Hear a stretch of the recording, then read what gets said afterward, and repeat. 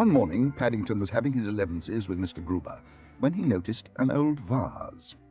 "Broken, I'm afraid," said Mr. Gruber, "and you may not believe this, Mr. Brown, but the person who did it actually called it a jug and offered me fourpence."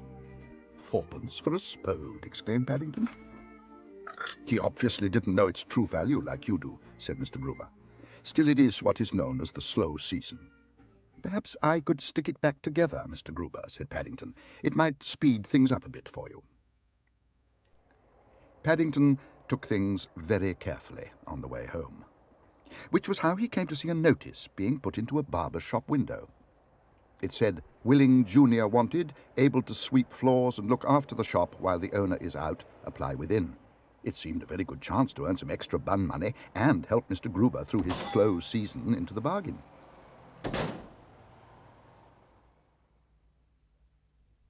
Paddington had never been left in charge of a barber's shop before, and he found it much more interesting than he'd expected.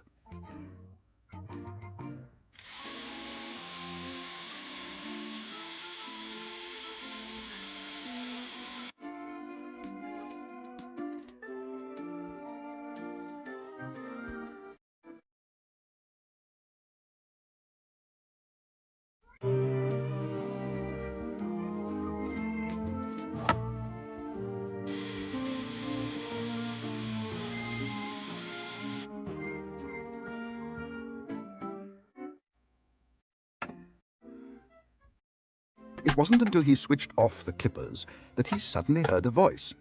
"Hey! Don't I get any service around here?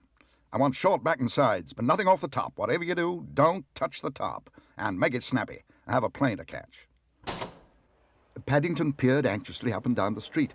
Mr. Sloop had said he would only be gone a few minutes, but he was nowhere in sight, and he was about to explain this to the customer when he had yet another shock.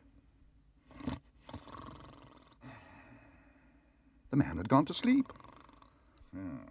Mr. Brown often went to sleep quickly, especially after a large Sunday lunch, but Mr. Sloop's customer must have held the world's record. Paddington took a deep breath and decided to have a go himself.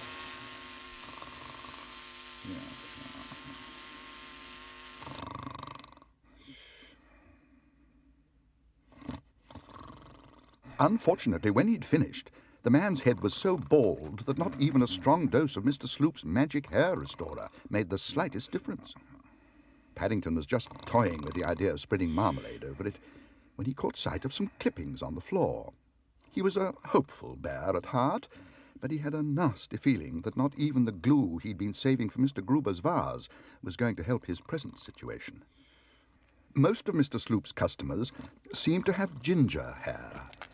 Curly ginger hair.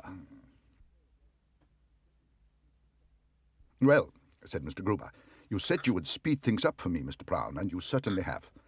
That man you glued the ginger hair onto was one of the biggest antique dealers in America. He bought almost my entire stock, but I still don't understand how he got to hear of me." "It's a bit complicated, Mr. Gruber," said Paddington. "You see, he was wearing a wig, and I must have knocked it off by mistake. It fell in your vase, and when he woke up, he asked me what I was doing with a spode. Truth, Mr. Brown, is sometimes stranger than fiction, particularly where bears are concerned. Have another bun." "Thank you very much, Mr. Gruber. There's nothing like a bun, especially after a close shave."